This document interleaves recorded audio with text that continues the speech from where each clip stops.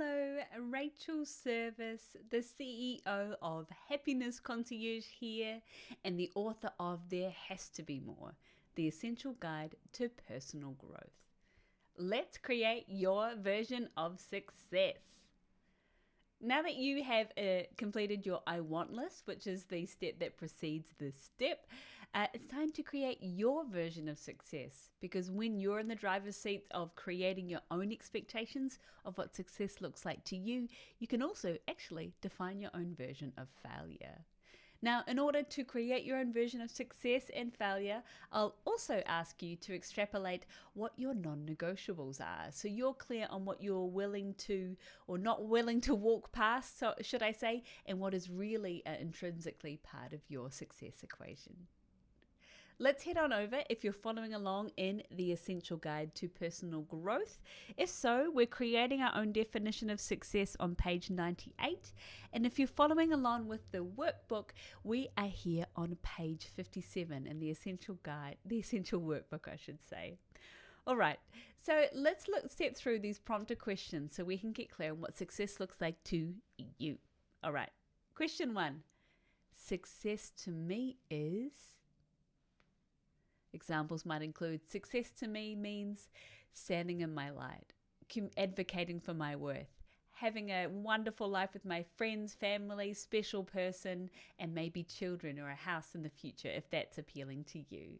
Success might be being a lone star, traveling on your own, and doing your own thing and being an adventurer.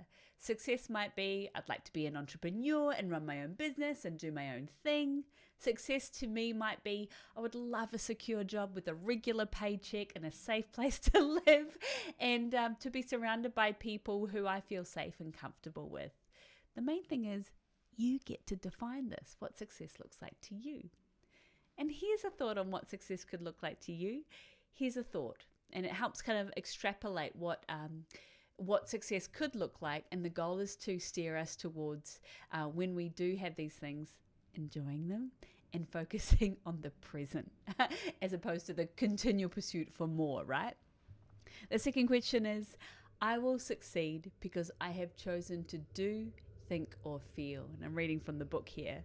Why I will succeed. So if success to me is having enriching relationships and a job that I enjoy, or at least is secure, you will succeed. Why? Because you've committed to that job, because you've committed to showing up for the people you love, because you're choosing to be present.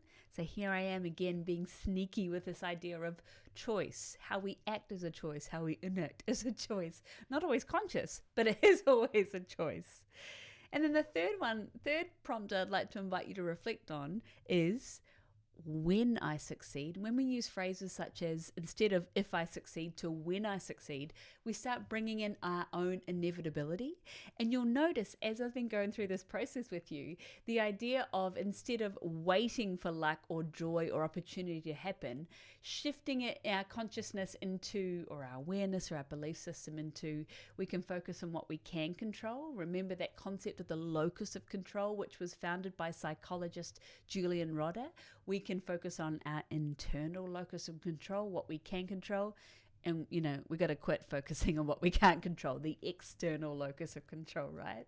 So when we use terms such as when I publish my book, when I do a TED talk, when I enjoy my job, when I cuddle my puppy, when I feel calm and fulfilled, we're actually rewiring our brain to move away from this kind of distant idea of success into the present by making it real and fortifying our belief system that not only is anything possible, we are in control of bringing our I want list to life.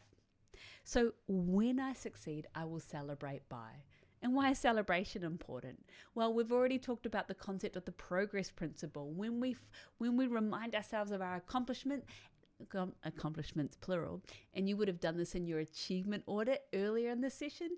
When you succeed, when you're clear about what success looks like to you, number one, on what your role is in that success, you are channeling your inner autonomy and agency. And step 3, when you succeed, what that celebration looks like, you're creating your own loop. you're creating your own self-reinforcing loop that what I want can become a reality if I take action, and I remind myself of that by recognizing, rewarding, and celebrating myself. In the start of creating my business, my first business, Happiness Concierge, I didn't have anyone to celebrate with. Like, it was just me, completely bootstrapped, which means to fund it myself.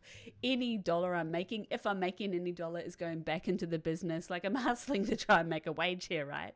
And so I had to learn to avoid the sense of always wanting more, or feeling as though I hadn't done enough, or avoiding burnout, to be quite frank. I had to create a practice around choosing to celebrate my wins by defining what success looked like to me.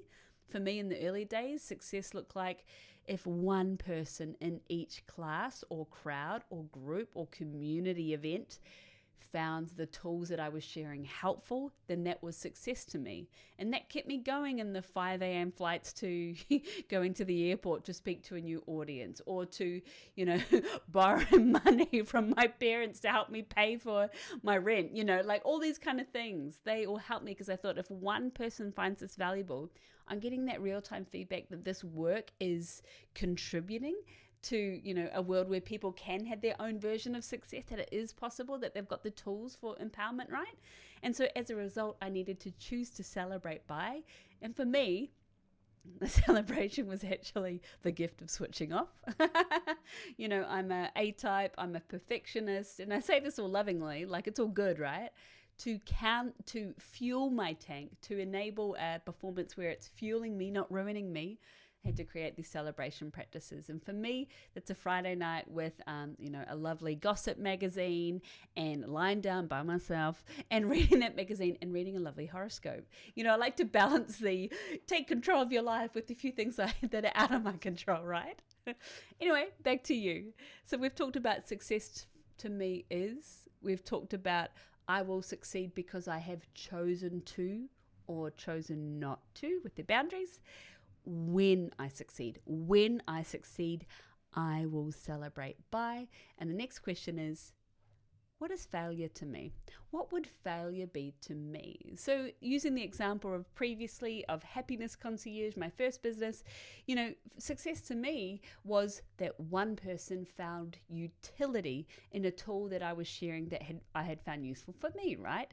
Failure to me would be choosing not to turn up to the gig, choosing to ignore feedback that helped make me stronger, choosing to, because every action or inaction is a choice, choosing to ignore feedback, choosing to, I feel too tired, to whatever. Failure to me is failing to meet my own agreement of success, which was that one person might get value. It just so turned out that from that gig, I was asked if I had a workshop on that talk, and I said, yeah, I do. Went away and created that workshop, and it just so happened that in that next workshop, somebody else gave me their card and said, hey, can you send me your rates, your corporate rates? And I said, yeah, I've got those, so I will. Right? At Happiness Concierge, we always say yes, and how can we bring that to life? Or what will we need to have in place? Or who will we need to become to make that a reality, right? So creating your own definition of failure is unique to you. It can be as big as opting out of the life that I know I want more of. Or it could be as granular as failure to me is, I don't know, not getting dressed when I feel a bit down, right? Spending the whole week in a dressing gown, and hey, I've been there. I'm with you. But I think about just creating your own definition of failure gives you actually room to succeed and room to flail a bit. I heard this lovely phrase online, which was, we talk a lot about the flight or freeze idea, flight or freeze, or fight, right? Framework when we're feeling stressed. Very rarely do we talk about the concept of floating. And I found that to be a really beautiful, beautiful note on that concept. So what could failure look like to you? So here's another build on that. If I fail, not when, if I fail, it will be because I chose to prioritize or chose to do or not to do, right? If I fail, here's a really important one, and studies have shown that self-compassion is the bridge between healthy perfectionism and pursuits of excellence and perfectionism, which causes us to break. If I fail, I will be compassionate by reminding myself that So in moments where things didn't work out as planned, or the talk didn't come out as intended, or the feedback didn't look as I had hoped, I was able to give myself compassion. And this is like over time, right? To say, hey, I'm doing the best that I can. I chose to show up. I chose to do a hard thing. I'm proud of that. From here, I can only learn, right? Only learn. And this really cool one, when we talk about success over here being, what do I choose success to be? What do I choose failure to be? The question to come back to is to get back on track. When I have a stuff up, when I have a failure, when things don't work out, when someone disappoints me, when I'm mad, whatever, to get back on track, I will choose to. Think about what you can choose to do. What does your version of a pep talk look like? What does it look like to bring that to life? So there's some questions as we look at now creating our own definition of success. You're making amazing progress, of course, and we're just that one step away from creating a game plan. Before we do, though, I want to invite you to the idea of defining your non-negotiables. So to do that, let's take a look. We're looking at our non-negotiables, which is on page 97 of the Essential Guide to Personal Growth. And I'm going to look at the page in the workbook in case you're following along in the workbook. You will be on page 56. There you go. Amazing. So the idea of this is really honing into your values, your guiding beliefs, and really to fortify the work you've done in your I want list, and to bridge the gap between what success looks like to you, what failure looks like to you. The gap in the middle to fortify is identifying your non-negotiables. Let's take a look. Now, to enable a life of growth, you need to clarify your deal breakers, right? Who doesn't want to do that? So I want to invite you to reflect on these beautiful questions. I am not willing to compromise on the following in my pursuit of success. I'm not willing to compromise on the following. For me, I was willing to compromise on time.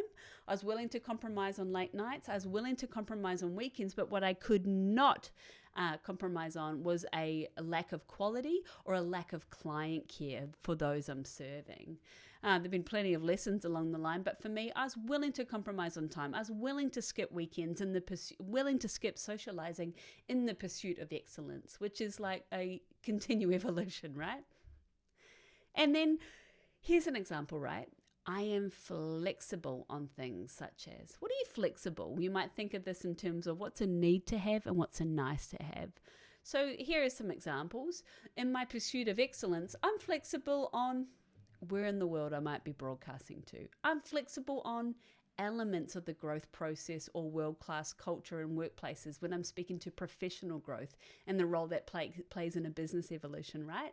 I'm flexible on the span of speaking on professional and personal growth, from workplace culture and how that shows up in self-efficacy to the way the individual is responsible for self-lead. So I'm flexible as long as I'm in that bucket of I know I'm my zone, I'm owning my lane, you know what I mean?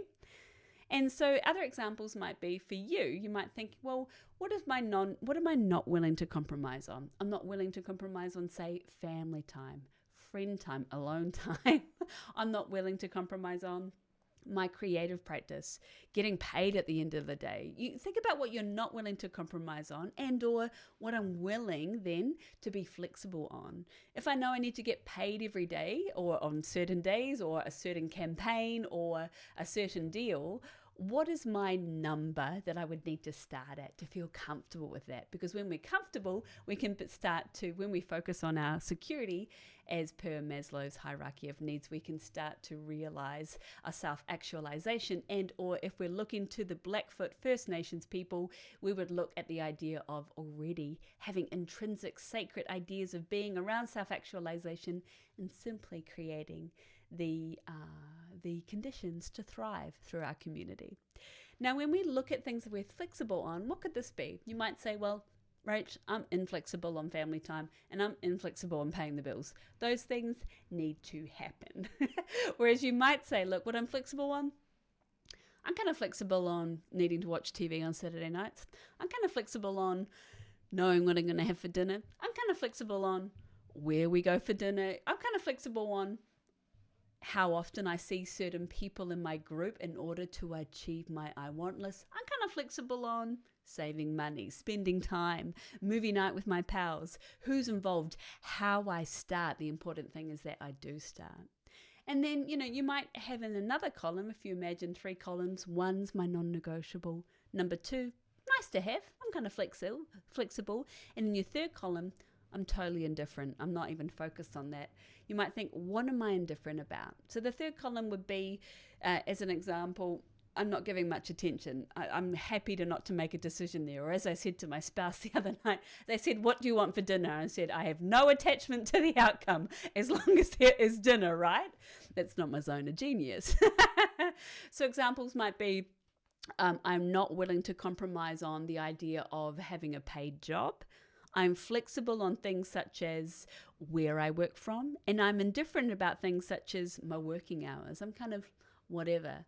Or another example might be, I'm not willing to compromise on a job in, say, marketing. I'm flexible on things on what industry within marketing, as long as it's in that marketing, that's my skill set. And I'm indifferent about things such as whether we work from home or whether it's hybrid. I'm not attached to an outcome. So a helpful guiding thought can be, where am I really attached to a particular part? And attachment's a whole nother subtext. Maybe I'll write my next book in it. And where am I willing to release attachment towards? And that can help me create my non-negotiables. Yeah.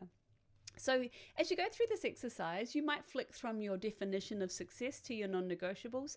But the main thing is, as long as you're clear on what is true for you and what you need to have, what your needs are, the rest is breezy, easy. The work is really creating clarity on what your needs are to succeed. And if that's too many steps ahead or too big a jump or not pragmatic for your unique scenario, you might think, what are the conditions I need to survive, to eventually thrive? I'm so thrilled you joined me for that section on creating your own version of success. Love that.